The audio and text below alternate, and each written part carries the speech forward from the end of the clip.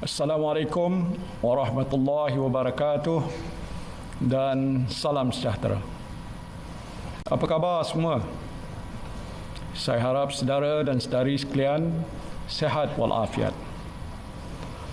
Terlebih dahulu saya ingin memohon maaf kepada saudara dan saudari sekalian kerana dalam keadaan negara kita sedang berhadapan dengan cabaran besar menangani pandemik COVID-19, saya terpaksa tampil untuk menjelaskan kedudukan Kerajaan Perikatan Nasional dan keabsahan saya sebagai Perdana Menteri.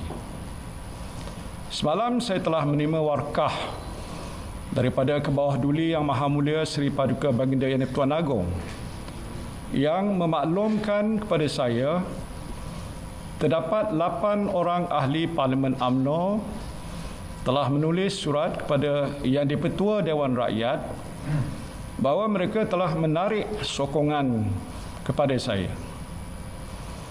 Di dalam warkah ini, Kebawah Duli Yang Maha Mulia Seri Paduka Baginda Yang di-Pertuan Agong telah memetik 2 peruntukan dalam perlembagaan persekutuan.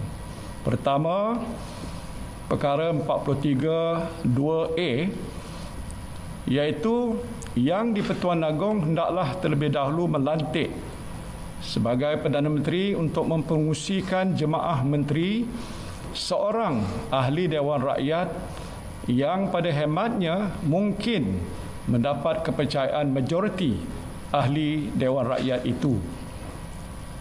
Dan kedua, perkara 43(4), iaitu jika Perdana Menteri tidak lagi mendapat kepercayaan majoriti ahli Dewan Rakyat, maka Perdana Menteri hendaklah meletakkan jawatan jemaah menteri, melainkan jika atas permintaannya Parlimen dibubarkan oleh Yang di-Pertuan Agong. Sehubungan itu, saya telah dititah menghadap oleh Kebawah Duli Yang Maha Mulia Seri Paduka Baginda Yang di-Pertuan Agong pada jam 11 pagi hari ini. Dalam majlis menghadap pagi ini, saya telah menyembah maklum kepada Kebawah Duli Yang Maha Mulia Seri Paduka Baginda Yang di-Pertuan Agong bahawa saya telah menerima sejumlah surat akuan daripada ahli-ahli Dewan Rakyat yang meyakinkan saya bahawa saya masih mempunyai kepercayaan majoriti ahli Dewan Rakyat pada masa ini. Sehubungan itu, peletakan jawatan saya di bawah perkara 43(4) Perlembagaan Persekutuan adalah tidak berbangkit. Namun saya juga sedar bahawa kedudukan saya sebagai Perdana Menteri seringkali dipersoalkan. Maka saya telah menyembah maklum kepada Kebawah Duli Yang Maha Mulia Seri Paduka Baginda Yang di-Pertuan Agong bahawa saya akan menentukan keabsahan saya sebagai Perdana Menteri di Parlimen.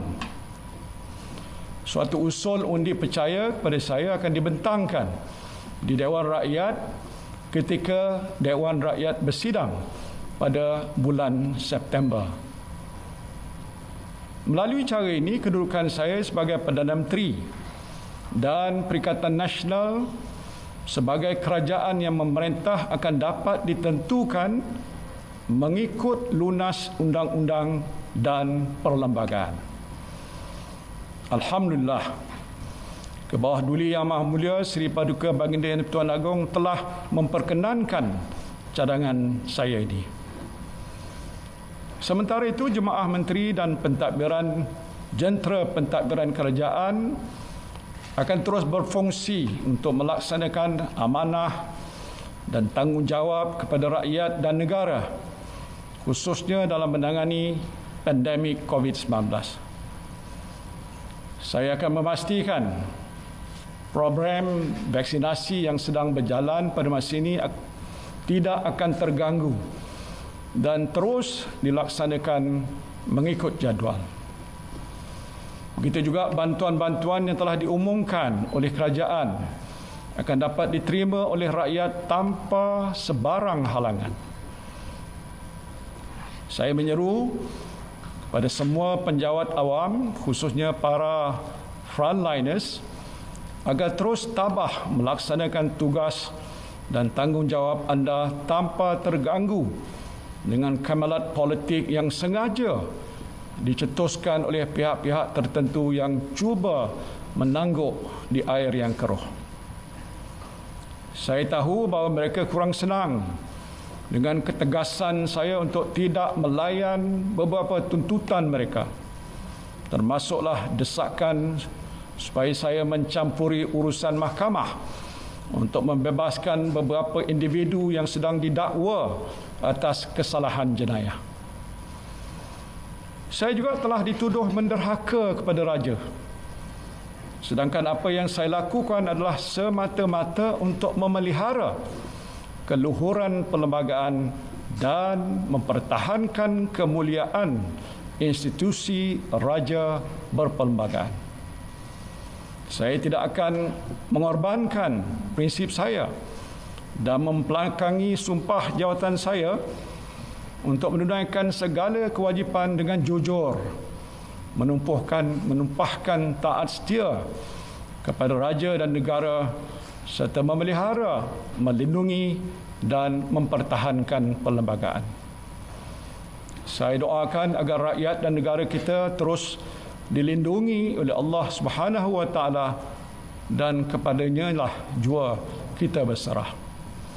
Faiza azamta fatawakkal 'ala Allah. Wabillahi taufiq wal hidayah. Wassalamualaikum warahmatullahi wabarakatuh.